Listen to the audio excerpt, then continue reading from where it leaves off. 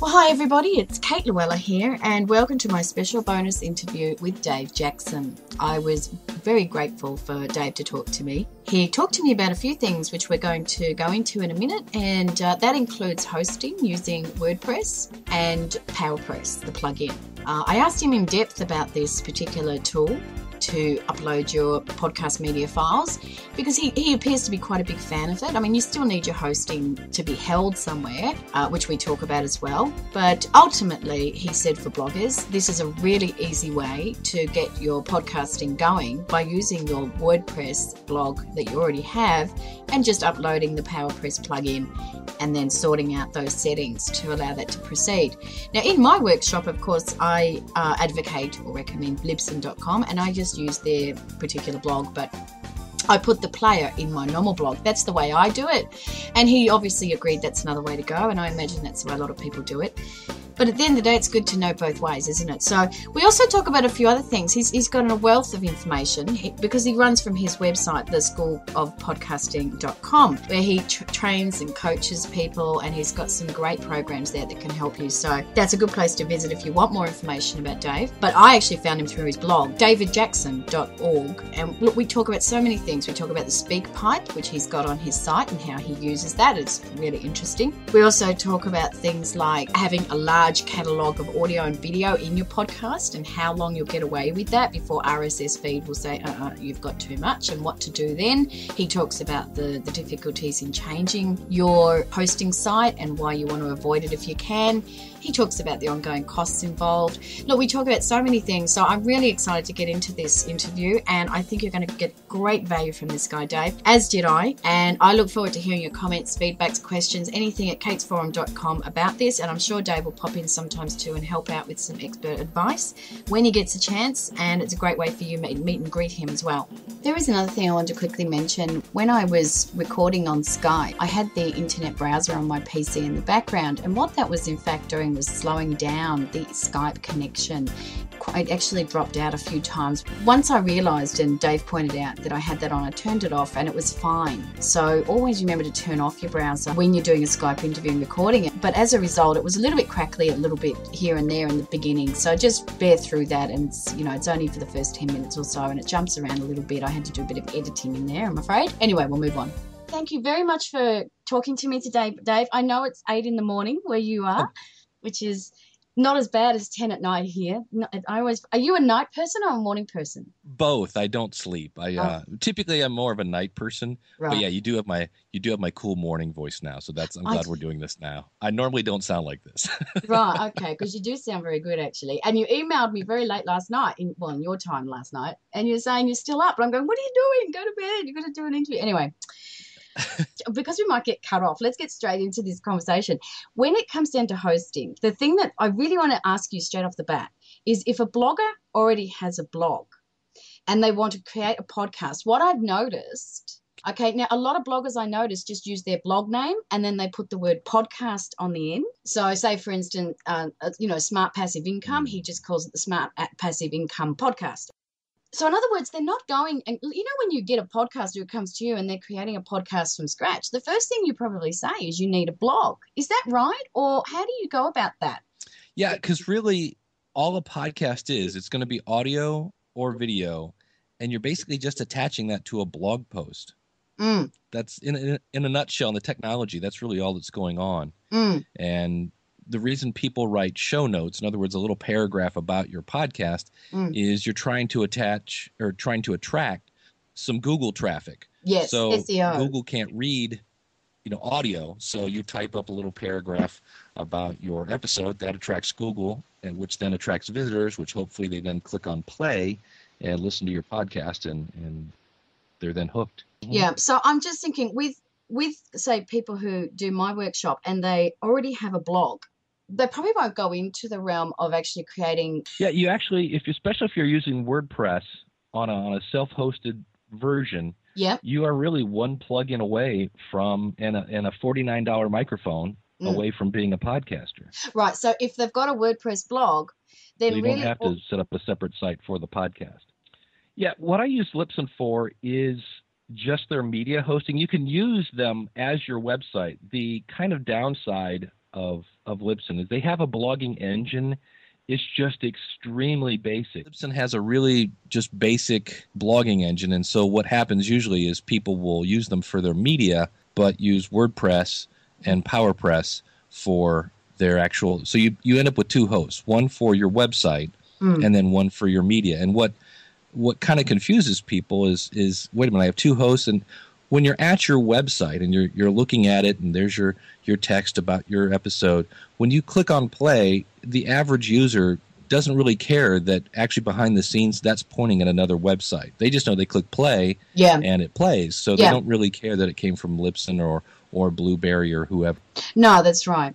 So if a blogger came to you now and said, look, Dave, should I set it up with my blog with a WordPress plugin, or should I go do a Libsyn one where it creates my RSS and everything for me? What would you say to them? I would say you already have an RSS feed. The great thing about WordPress is it automatically creates an RSS feed. So I would say go ahead. If you want to use Libsyn, that's fine. You could also use Blueberry. But you can, with the PowerPress plugin, it's going to create a special RSS feed that only has podcast episodes in it, and that's what you can then submit to iTunes. Right. So you'll have one feed that has everything, your blog posts and your podcasts, and then thanks to that plugin, you'll have a RSS feed that just has podcasts. Right. Okay. So you've just got to set that up properly to accept that. See, that was the thing I couldn't do. There are two hosts that I recommend. One is Libsyn, and Libsyn I always recommend to people who are on a tight budget because you actually get a little more storage for your buck. Also, if you're interested in having an iPhone app, they have a way that they can make an iPhone and an Android app for you.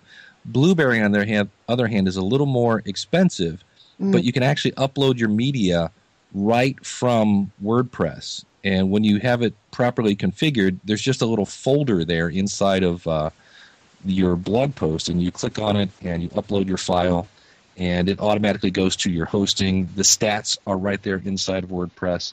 And then they also have the ability to add, without getting too geeky, they're called ID3 tags, and it's just information you store inside of your media, like your album art and things like that. So it's a little easier, but it's a little more expensive. It kind of there is no really right or wrong answer there. It depends on what you're looking to do. When I export from Audacity and I use the lame thing, it has these boxes that I was under the understanding that's the ID3 tags. Is that right, or am I wrong on that? It does give you the tags. You can just bypass that because it doesn't give you a way to put in album art, which is just kind of your logo and things like that. And so you can just skip that. There's a tool called MP3 Tag at mp3tag.de/en. That's a free program for Windows, and there are other free ones for Macs that the name is escaping me right now. But it's not it's not free. It's $15. I think it's ID3 Tag. I have to go back and look, but that's the problem. I know Macs, but I run on a PC, so the PC stuff is in my head much more frequently. Yeah, I use the PC too. So I really just want to fine-tune this then, so I'm really clear on it. And so what you're saying is if they've got a WordPress blog, to just get the PowerPress plugin and configure that to create the RSS, because the RSS you've already got with Feedburner is obviously only a blogger RSS feed. It's not a podcast. Would you then go reload that through Feedburner with the new RSS feed from PowerPress, or is that not necessary? I would actually submit because when you go into PowerPress and go under settings, there's a tab at the top that says feed, and it'll say this is your podcast feed. I would just submit that to iTunes. The reason for that, there is a lot of smoke on the horizon about Feedburner. There's some things that are going on behind the scenes that I mean, my podcast is going through Feedburner. I've been using it since 2005, but if I set up a new podcast today, I'm not going to use it. At this point, I don't trust it. But what difference does it make? Like, how would that be bad? If I submit it to Feedburner. When I submit it to I submit my WordPress feed to Feedburner, and then I submit Feedburner to iTunes. So iTunes is looking at Feedburner, which is great because when I update my blog, it updates Feedburner, which updates iTunes. It's kind of this trickle down thing. Right. And right now, there's no way to reliably tell iTunes, hey, don't look at Feedburner, look at my WordPress blog. There's nothing in Feedburner that lets me do a redirection. So So what would happen then if there was a problem with FeedBurner and you'd lodged it with Feed? You'd have to go and get another RSS feed, would you? And I can't imagine Google would create that big a mess. They would have to have something to tell iTunes, hey, redirect this over to my PowerPress feed or whatever I'm using. Yeah. But yeah, because you would have a bazillion people just screaming. Yeah, I think I'll work that. Yeah, but that doesn't mean they won't do it. I mean, right now Google controls my feed, and as much as I trusted them, the more I hear about what's going on behind the scenes, I'm like, ooh, that could get a little scary. So we'll cross our fingers and see what happens. So I'd rather be in control. So the simpler you leave it, the better. Yeah. And all you get from FeedBurner is the ability to see how many people are subscribed, and in the end, with a podcast, really what you're interested in is the number of downloads. Because to me, the subscribers is how many people walk by the window. If this was a shop of some sort, the downloads is how many people came in and bought the dress in the window. So I'm more interested in the downloads. So FeedBurner doesn't show you how many downloaded? No, FeedBurner stats, they have stats, but they're absolutely hideous. They're not very accurate. Okay. So that's, again, where I like Libsyn or Blueberry. Right, okay. So you definitely believe that it's worth paying extra for Libsyn to get the stats because you want to – well, you're right. You need to know because iTunes doesn't give you anything, does it? Nope. No. So you've got no idea how many have subscribed and you've got no idea how many are downloading it. Yeah, all iTunes does is it looks at your RSS feed, whichever one you submit to it, so that when you update your blog, it updates iTunes. Mm-hmm. So that's all they're doing. It's a big directory of feeds with a description tied to it and a picture. I must admit, when I did the Libsyn RSS, because as you know, Libsyn just spits it out straight away, which is nice.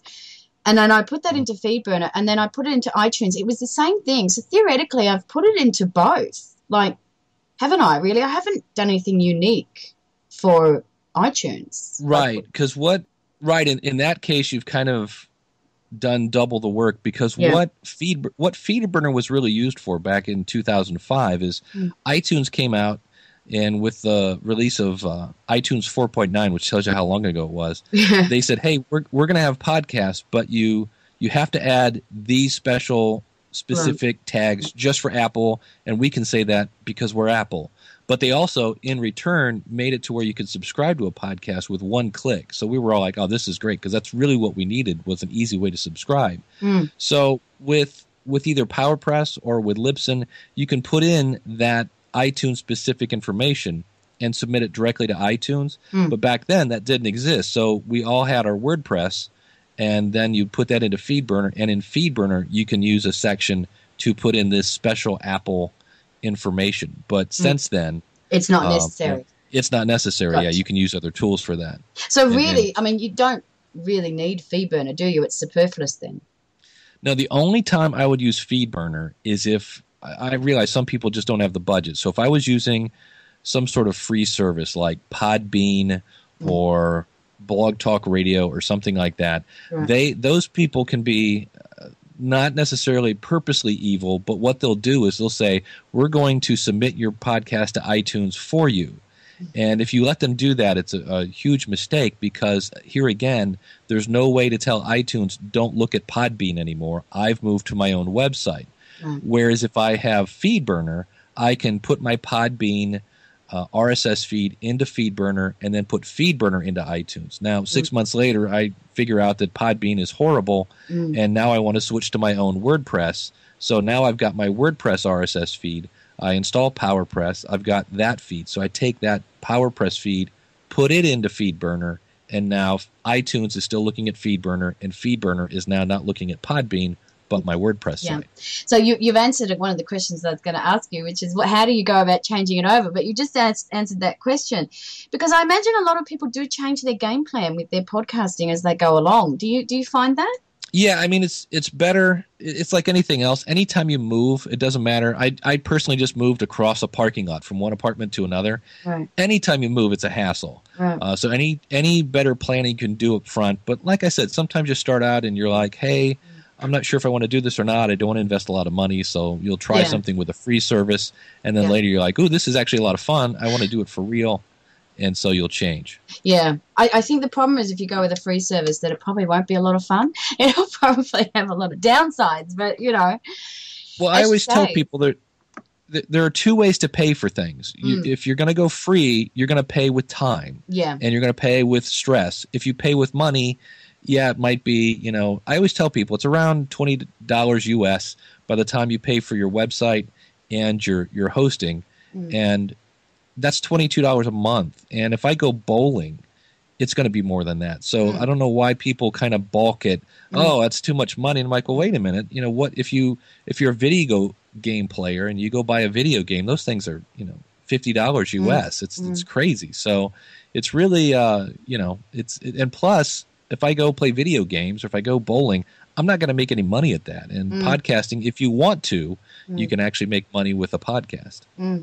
I think it also could be people out there that spruik that you can do this for nothing and don't get sucked in. And, and so a lot of mindset of just and naivety. They just don't understand, as you say, that you get what you pay for, even on the internet. So. And there is the flip side of that. That doesn't mean you have to spend $1,000 on a microphone. Exactly, yeah. There's a great $49 microphone called it's from Audio-Technica. It's called ATR 2100 USB, and it's actually a USB microphone, and it'll also work in a mixer. It's $49, and it sounds just as good as a $300 microphone that I use. Right, okay. Well, I'll be recommending that to everyone then from you. Thank you for that tip. I actually use the microphone in my webcam. Well, there you go. Does it sound average or doesn't sound too bad, though, does it? Because I've heard it's average.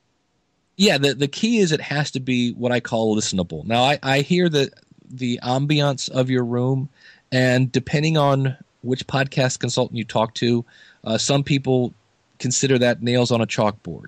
Oh, okay. To me, I think you're fine. Okay. It's not too, for lack of a better phrase, echoey.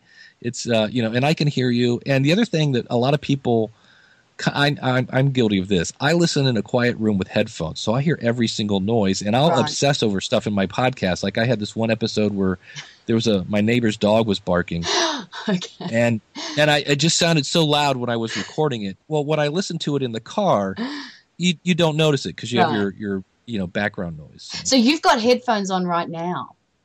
Yep. Oh, wow.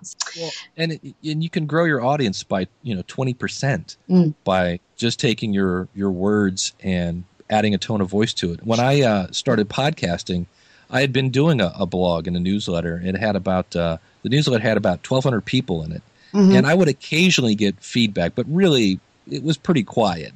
And so, but it came out every week, and I turned that same exact content into audio. And 2 weeks later, got my first voicemail from Germany, and I literally fell out of my chair. So it makes you human. It's kind of weird when you go from just the black text on white background to, hey, wow, there's actually somebody that's typing that. But so it makes you human. Exactly. And a lot of bloggers, I mean, I don't know whether you read a lot of blogs. I read a lot of blogs, and a lot of them are just women who are just talking about their life and what they're going through, and it's very personal. But it's still difficult to really embrace that person until you hear their voice or see them talking like a video. And of course, most women I know blogging, they would never put their face on a video. That'd be like, oh no, the little photo of them's like of their dog. You know what I mean? But a voice, there's nothing you're going to divulge about you private with your voice, but it's incredibly personal. So when it's very intimate because you are literally in somebody's ear for however long your podcast is, and it's hard not to make a connection with that person when you're right there in their ear. Yeah, you're going to feel like you know them even more than when you just read their blog. Now you've heard their voice, and well, that's the great thing about it. When I meet people that I listen to their podcast, like when I was at Blog World and I met Ray Ortega and I met Daniel Lewis, we know each other, but we never see each other, but we listen to each other's podcasts. So it's kind of this weird dynamic where I already know you, at least kind of, through your podcast, and I've never met you. So it's a very interesting dynamic that way. Yeah, and look, that's the same with blogging, though, because with the bloggers that I know, again, we haven't met either, but we feel like we know them because we read everything they're going through, and it's almost like more than their spouses, because they sort of open up more online. But anyway, I guess that's why I'm sort of focusing on Libsyn, because I want it to be really simple, and even installing plugins and that can, for some people, like installing the plugin of Powerpress, that's a no-brainer, right? But configuring it, that's a brainer. And even with, you've got bloggers out there who are Blogspot Powerpress.com. So they kind of don't really have many choices, do they? Or they got to go with someone like Libsyn? Yeah, if you already have a website, I have a client of mine that's using a Ning site, one of that social media kind of, I don't know if you ever heard of Ning, but and so she needs to be able to kind of take a podcast and put it on her website, and that's where Libsyn can also come in. Blueberry can as well. They both have players that you can put on your website, and they both provide an RSS feed. So yeah, Libsyn would be super easy. And the other thing I like about Libsyn is they do have what I call the escape hatch, much like Feedburner. You can go in later and say, okay, Libsyn, I used you to start with, but I'm now going to move, and you can say, hey, iTunes, don't look at Libsyn.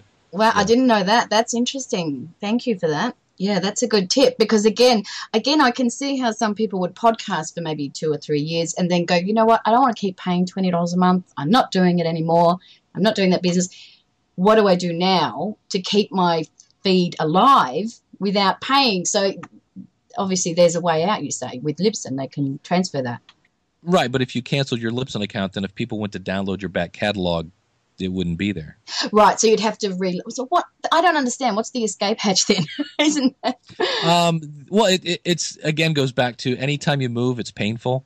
Right. But if for some reason, you've done 4 episodes and you're like, ooh, this is really cool, but I do want to play with these plugins. I do want to play. I'm hearing all my friends talk about how great WordPress is. Right. I want to use that now. I'm going to invest in the $7 a month. And I'm going to go ahead and get my own website. And so you can export from, Blogger, and you can export from WordPress.com. It's super easy to move a blog, but at that point you've told iTunes to look at Libsyn. How do I tell it to look at, my website now? So the great thing is there's something in Libsyn to say, quit looking at me, look over there. But do you have to keep the Libsyn account alive to do that?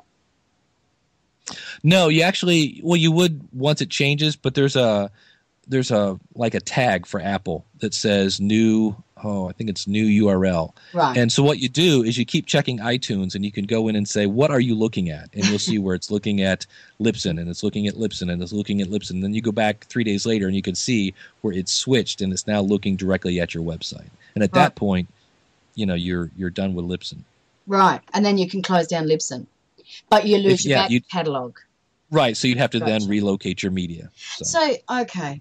I'm just trying to process what you just said, because in reality, if you were going to go from Libsyn to your self-host and you're going to lose your back catalog, well, you're saying that's a given. You're going to lose your back catalog, but at least if you redirect it, give it a couple of days before you shut down Libsyn, and then iTunes won't be affected by. Okay, so you'd have to literally go and reload all your back catalog manually on PowerPress, and of course, a lot of people wouldn't do that. Is that what you mean, or? Yeah, you'd have to load it to, if you're going to use your website as your media host, which I don't recommend, because, again, the problem here is if you get popular, your web host, and many of them will say unlimited bandwidth, unlimited storage, and there's almost always a little asterisk, and that means for web pages, not for media. Yeah. But there is a new feature in Libsyn, I haven't played with this yet, that allows you to tie your WordPress blog into Libsyn to where you could actually post your post at Libsyn, and it would duplicate it on your website. So that would be something else maybe to look into. I have yet to play with that. That's brand new, but that would be another maybe alternative. Instead of having to move everything, you could just say, hey, I'm going to keep doing this at Libsyn, but I want it on my website, and it would actually do it for you automatically. Right. So, of course, I'm sort of focusing more on bloggers than websites, but I can see your point there. Right. And with Libsyn, I got an email I think it was today, literally, and I did a quick screen capture for my course, but you can get your own little box on your Facebook page, your Libsyn app. Mm-hmm. Have you done that, or you're not doing that, no? I play a little bit with their player. Yeah, they have a really great feature-rich player that you can get this code, and you can put it on Facebook, and you can put it on your website, and you can put it just about anywhere. And then, like I said, I have a client that has a website based on this Ning engine, N-I-N-G, and so she wanted to just have a way to put the podcast on that website. She didn't want to convert to WordPress, so we used the Libsyn player. And you just copy the code and paste it into her website, and it shows up. Right. But this is actually through Facebook. Is that what you mean, or? Yeah, it's just all those point back to your media file on Libsyn. Yeah. So it's kind of like having multiple doors into the same room. So one door is on your website, one door is on Facebook, one door is on your, MySpace page, whatever it is. Yeah. And they all point back to your media. And these sort of things make me so nervous because, you know, when they say, just go do this and just go this and voila. And so you go over and you do that and it's like, there's no voila. It just doesn't work. And you go, okay, what have I done wrong here?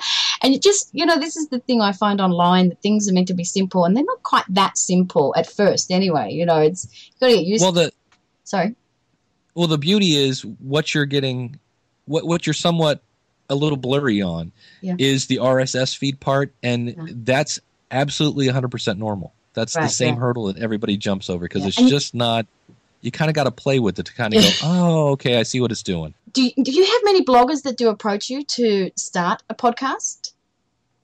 Yeah, and I have both. I have people that just they're just getting into it. Yeah. And so if they don't even have a website, that's a great opportunity because you can actually, I have a quick start package where if you order your hosting through me, I'll basically set up WordPress and your Powerpress and all that stuff. I'll set it up for you. If you already have a blog, you're literally one plug-in away and a microphone from starting a podcast. So I do have people that have it's funny because you have some people like, no, I'm just a writer. I don't want to do a podcast, So and I'm like, hey, that's fine. Everybody has their own strengths. But you do have the people that are starting to see that, hey, wow, this guy did it, and now he's doing this. And wow, this guy now has a radio show. And I just talked to somebody yesterday who was absolutely just petrified of technology, and now she started a podcast. That was probably about 4 months ago, and she's actually now on the radio in Florida. They're taking her podcast and putting it on the radio. Wow. So they sort of view her as more so an expert now, I guess. It does. It's if I have a podcast called The Power of Podcasting, and it just basically answers that question, why should I start a podcast? And over and over, you see where a person is getting on TV, they're getting on radio, they're getting more customers, they're it just goes on and on, the benefits. And you just don't, it's just something. I just interviewed a guy yesterday. He does a home recording podcast, and he had a blog, and he had no clients. He wanted to be kind of a consultant. He started a podcast, and now he's getting clients. And to me, I'm like, that's, if you don't want to listen to me, listen.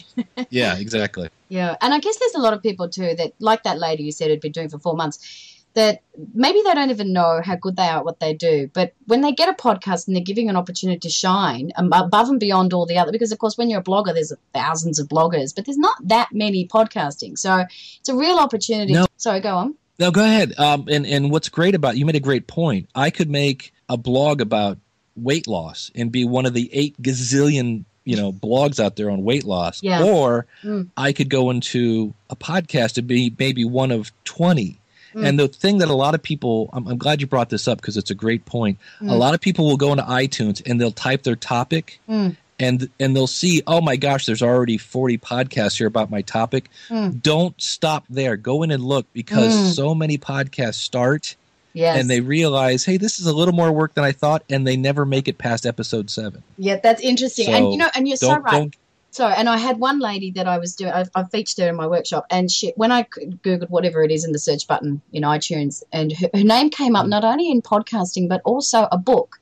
And the image of the canvas art, whatever you call it, was almost the same. So you straight away thought, gee, this lady's got a book and a podcast. She must be really, standing out from everybody else in all those iTunes opportunities. There's 2 of her products in 2 of the categories. So how hard is it to do an iBook? It's easy. And how hard is it to do a podcast? Well, it's not that hard, as we know. So that's what I mean. If you just put your toe in, you'll find it's probably not that hard. And before you know it, you sort of stand out from the crowd. And that's where I guess that lady that you were talking about before, she's got noticed. Because suddenly she's in a very small arena doing what she already does because, she's did you say she was a blogger? I think you did. Yeah. Yeah, so she knows about content creation. She knows about the value of networking. So she's applied that in her podcasting, and, of course, she's turned out to be really good. She gets noticed. I mean, it makes sense to me. An analogy you can use is here in the States, if you want to get your driver's license, you have to go through and you have to study and you have to take a test and you have to do a maneuverability test and you have to do all these tests. And then eventually when you get through all those preliminary steps, you finally just get to drive. And podcasting is a little bit like that. You have to figure out what am I going to podcast about? I got to set up my website. I got to do the plug-in, get the microphone. But eventually, you just get to drive. And if you can make it through those preliminary steps, it's a piece of cake. Yeah, you're right. But look, one of the things I try to focus people on in my course is to have an end goal. So when you're going to do podcasting, what are you trying to achieve? What are you trying to do? What's your call to actions? Things like that. Because I can see how a lot of podcasters drop off because they actually don't put a lot of planning in at the beginning. And they plod along after a while and they think, well, what am I doing? I don't see return on investment. I'll just go focus on something else for a while. It's sort of like what you said before when you look at your niche, the competitors in the iTunes store, and then you do a search and you go, oh, my goodness, there's 50 of them. But if you actually take the time to listen or look at when they were released, it's like 2007 or whatever, and then it's like, okay, that's not really a competitor and there's an opportunity here, In the same way, I'm sure everybody has a passion for blogging, the reason they're writing. If you can't answer the question, why am I blogging, you're not going to be a blogger. And then same thing for podcasting. If you can't answer the question why, if you can't answer why, you're never going to make it through how. Exactly. And so... yeah. And I totally so you have agree. to have that passion. So is that why you find most people drop off? They just basically lose interest, or they think it's all not worth the return on the investment because they can't really gauge it? Or what do you think? Do they tell you why they're dropping off or not? In some cases, many cases, it's a one-word answer, baby. Okay. And they're like, why'd you quit? Oh, my wife we had a baby. That's always one. And so it takes, your life changes. Right. But see, I take it further than that. Sorry, I take it a bit further than that because if they were earning a good income, they wouldn't give it up. So I think that it's more than just something else. It's priorities, And in some cases, I always tell the rule, I would say it's a 4-to-1 rule. So if you're going to do a 5-minute podcast, it's going to take you 20 minutes to do that. And you're like, wait a minute, don't I just hit record and talk for 5 minutes? And I'm like, well, you have to figure out what you're going to talk about. Right. Then you record it. Yeah. Then you maybe add it up, do a little bit of editing. Then you upload it. And then you write your little paragraph. Your 5-minute podcast just took you 20 minutes. So if you're doing a 15-minute podcast, it's probably going to take you an hour. And that's where people go, oh, I didn't think it was going to take that long. But I'm like, look, turn off the TV. Please turn off the TV. You're going to find you have a ton of time to podcast, and you can live without, knowing about the Kardashians and all the other reality. Well, they can't TV really, but I know. They need to know that. Come on. So what about iTunes being free? Do you think that's a bad thing? No, not at all. Right. There's a law. It's called the law of reciprocity. Right. And if you read any sales book, it always says, people buy from friends. And a great way to build that relationship with your potential customers is a podcast. So, and I just had somebody that has been listening to me since he was 16. He's now 23. He graduated from college. He wrote me a 4-page letter that said, hey, I graduated with a marketing degree. I've never joined the School of Podcasting. And I don't think I'm going to start a podcast, but I really appreciate your content, and I want to help you market your school because you've helped me. Because he does build websites and things like that. So he's learned a lot from me. He actually listened to a bunch of my different podcasts and said, I just want to give back. Right. So if you need help with marketing, or he works now at a college, and he said, if you need interns to help you with your website, I can provide that. Oh. So I didn't ask for that. He just said, I think you're a great guy. I've appreciated your content. I'm in a position now where I can give back to you. How can I help? Yeah. So, but I mean, there's no reason why I don't think people couldn't do it for free. But I think they should be able to charge for it. That's all. I think it should be a choice. That's absolutely. I use a freemium version. I give away as much free content as I can. and then if you want more, you just come over here and click on the join button, and I got more stuff at the School of Podcasting. Well, it's actually a good thing because if Apple was involved, when I have an iPhone app that I sell through the Apple Store, and Apple takes 30%. Okay. So if I can build that relationship with people and have them go to my website, and now the only person I'm paying is PayPal, I'll take that. Yeah. Now, granted, I don't get the exposure that I might get in the iTunes store, but if I can get you to listen to my podcast and connect with you and get you to go to my website, it's a much bigger cut for me. So are you an affiliate for Apple? You can sign up to be an Apple affiliate through a website called linkshare.com. Yeah, right. I had heard that. So if people, if you're doing a music podcast or if you're, doing a technology podcast or something, anything that they sell in the iTunes store, you can have an affiliate link. And then if somebody clicks on that link, Apple goes, oh, that came from Dave. And if somebody buys it, then I get a small commission. But I'd actually heard people say that converts for them to an income because they only need a few things to be sold and then they've clocked up, $50 or whatever. And anyway. You have to have iTunes installed. And actually iTunes right now is losing a little bit of its popularity because it's not really that podcasting is losing its popularity. It's just shifting. And people now are listening much more on their phones, on their Android phones, on their iPads, things like that. Where it used to be iTunes was the easy choice. Right. That was, again, back in 2005. It's now 2012, and there are other easier choices. So competition. iTunes used to have about 80% of my downloads came from iTunes, and the last time I checked, it was down to 60. So how do you know that? How do you get that stat? Is that through Blueberry? It's either one. Blueberry or Libsyn has that stat. Okay, fair enough. So now Libsyn and Blueberry, they're in competition? Yep. They offer the same thing, right? They're just a different company. Yeah, different company. Like I said, Libsyn is a little less expensive. They both have stats, and if you spend $20, you can have an iPhone app made for you by Libsyn. Gotcha, yep. If you use Blueberry, it's a little more expensive, but it's a little easier because your ID3 tags are automatically added as you upload. You upload right from within WordPress, so there's no other logins to remember. Right. And your stats are right there on your dashboard. Sorry, so what you're saying is Blueberry you use with your WordPress blog, whereas Libsyn is a standalone product, but you're saying you can use Libsyn for your PowerPress as well. Is that what you're saying? Yep, you just upload it to Libsyn, and it gives you a little URL that says, hey, here's the URL to your MP3, and you copy and paste that into your blog post, and you're done. You put it into the PowerPress link there, and it's done. So it's not as easy, but that by no means that Libsyn is hard. You just copy and paste. It's also customizable. I can make my own button, so it matches my my blog, which is another thing. Well, you know what I did was I went over to podtrack.com and I built a little player. You know how you can pick your own colors. You mentioned my blog earlier, davidjackson.org. I have players all from PodTrack, so if you want to listen to any of my podcasts, you can just click there and listen. Right. Now this is the other thing I want to ask you about. Now, I know you said this lady called in and SpeakPipe. Isn't that awesome? I now get it because you're a podcaster. You want the message recorded rather than written, and then you play it on your show.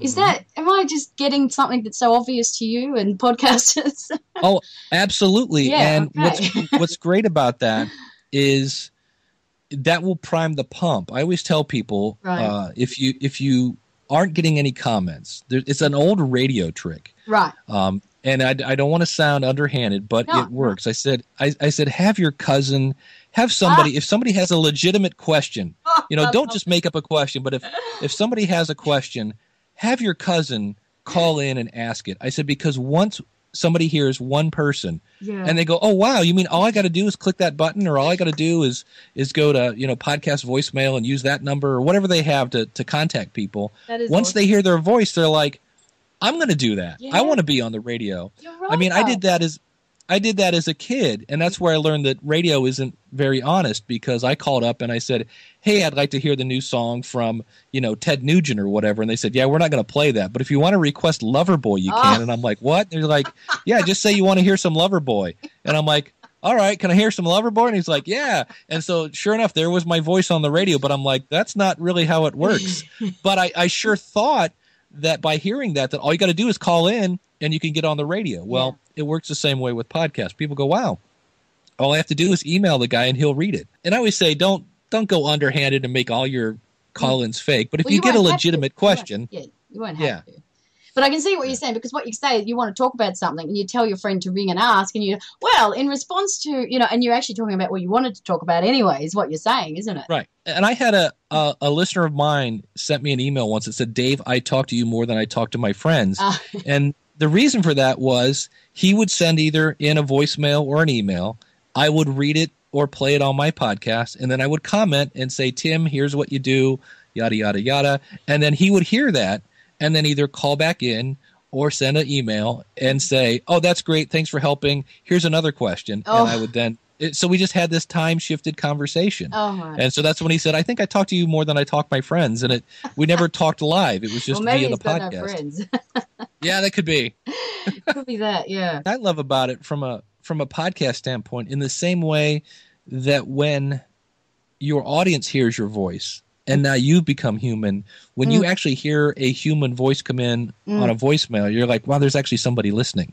That there is somebody listening. So it's great. And when I hear, I have a friend of mine that's, I think he's from Alabama, and has this wonderful Southern drawl when he calls in, this is Charles from the Barrack Nation. And I'm like, I just love his voice, so it's cool to hear that. It gives a whole new dimension. Well, I mean, I can ring and leave a question. Of course, it's an Aussie accent. Do you know if you've got many people outside of the US, or is it predominantly in US? Your people who listen to you? Predominantly, yeah. The main one is I think it goes US, I think then Canada, then Australia. Australia is all over podcasting. I don't know if because you guys are kind of down there in the bottom right hand corner, and you want to connect with rest of the world. Sure, but right. But yeah, Australia's always up in there. And then what's weird is I see China, I see all these, Brazil and Africa. I mean, it's a global audience. And that's one of the big differences between radio and podcasting. Podcast, you can listen to at any time. It's not something you have to be at a certain place at a certain time at a certain station. I can, we're recording this today. People may be listening to this a year from now. It's not dependent on how strong my signal is, and it reaches the world. Yeah, and I sort of worry about that too. Like, when you do something, you do a recording, and then in 3 years' time, it's kind of, it could be outdated. I suppose if it's an interview, it can still be insightful because it's a time warp thing. But if it's educational, of course, it can date. I just think, is that why people go and delete their old catalogue after a while? They just think it's just too old, or do you think that's a money decision? Or it depends. Number one, if it's not in the feed, your RSS feed can only have, I think it's like a number like 256K. That's the size of it, 256,000 bits. So you just can't have every single episode in there. Right. Because eventually you'll have your RSS feed will become invalid because it's too big, which means now when you publish something, iTunes won't see it because iTunes can only see so much. Right. And it's not really an iTunes thing. It's just it's a standard for RSS feeds. They can only be a certain size. So that's why some people, if they have 500 shows, why are they only showing the last 50? Because that's where they run out of room. So when that happens, is that what you're saying, that it will just start to ignore the really old ones?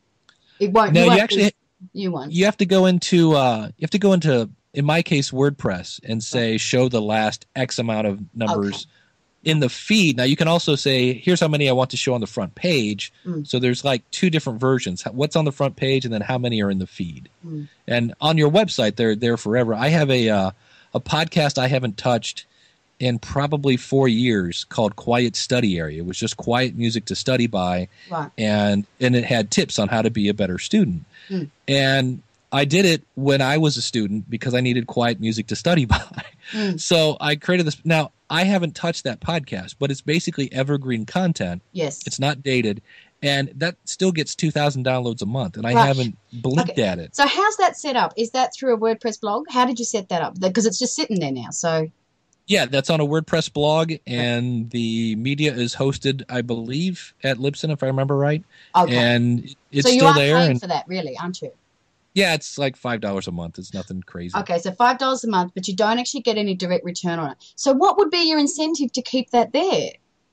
I probably should kill it. In reality, that would. Here's the thing: if I wanted to keep it going, number one, it's just another way to, I've had people that have found that podcast that said, hey, I saw you, and then I see you also do a weight loss podcast, and I see you do this podcasting thing, and they'll kind of find me through that. But I could at this point I guess I could take my media and move it to. I could try hosting it on my own website if I wanted to get rid of the $5 a month. But to me, I mean, I'm not rich by any means, but $5 isn't going to kill me, and I would rather, save the time and just pay the $5. Right. So that's a time thing.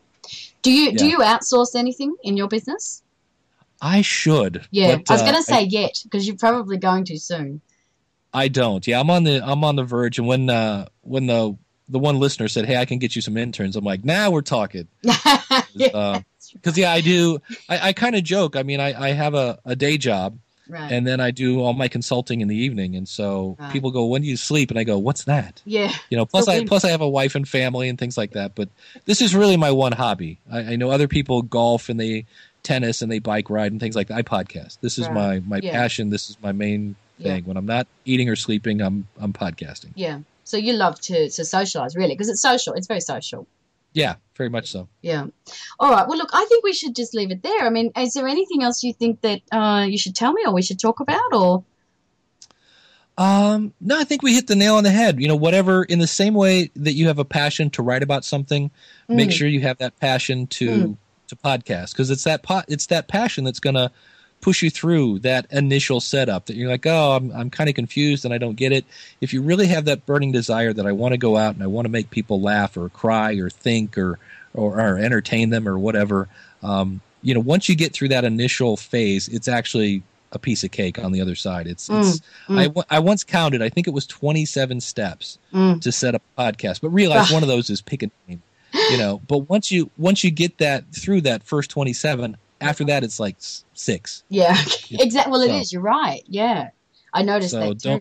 Don't get too discouraged if you're trying to set one up, and that's what I'm here for. That's what I help people with. So. Oh, absolutely. And of course, the people can contact you too through your. I love the way you said you can just get 15 minutes of my time or 30 minutes of my, because a lot of the reason you can't really get training from people like Cliff Ravenscraft is because it's like $1,000 investment.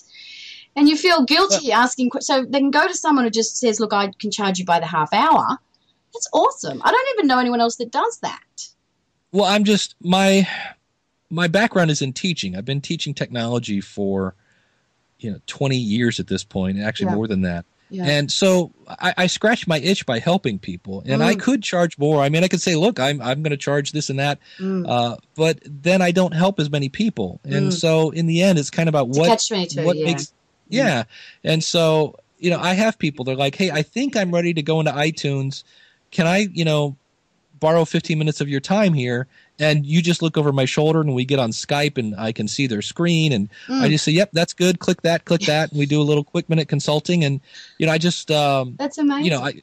For lack of a better phrase, I kind of hold their hand through the process and make sure they didn't miss anything. And in some cases they do. And I go, oops, hold on. We got to go get that. We got to, cross that T and dot that I. Yeah. And the way I heard about you was through your book. Do you find a lot of people find you from your Kindle book? Well, I actually got it on Kindle. I think it's in paperback too, isn't it? But actually, I just put it out as a Kindle. I'm actually working on the paperback because I haven't had many people say, do you have it as a paperback? When I get more response for that, then I'll think about that. Yeah, I've had a few people come through that. I'm actually getting ready to release a second book called Planning Your Podcast, which is kind of a little more geared towards one is how to monetize it. This one's how to all the questions you should ask before you press record.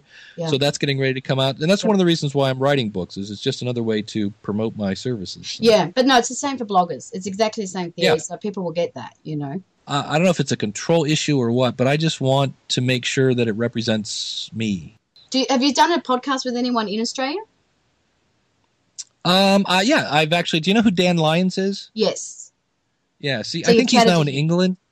Yeah, I've been on his podcast. Right. He doesn't do a podcast anymore, but I'm forgetting his name. He does the Marketers podcast. He doesn't do it anymore. Is it Entrepreneur's Journey? Is that Yarrow? I've been on Yarrow's podcast. This was back in like 2004. Wow. That's going to drive me nuts. It's going to come to me. But he actually started a podcast. Right. And then got so much business from his podcast that he couldn't do his podcast anymore. Right. He didn't learn outsourcing. It was just what was great about it is he got past the gatekeepers. He actually told me a story about how a CEO was listening to his podcast on a treadmill. Right. And he said we got to get this guy in here. He really knows his stuff. See, that's and what he said I'm it was saying. fun. Yeah. And he said it was funny because he walked in and there was the person that he had talked to say, hey, can I get my information to so-and-so? And they're like, yeah, well, they just threw it right in the circular file and threw it away. Yeah. And he bypassed them now. He went right to the CEO on the treadmill. Right. So. Awesome. But anyway, thank you so much, Dave. It was lovely to talk to you. So, yes. And if you need anything else, don't hesitate to reach out. Yep. Have a good day. You too. Or evening. Chat soon. Okay. Bye-bye.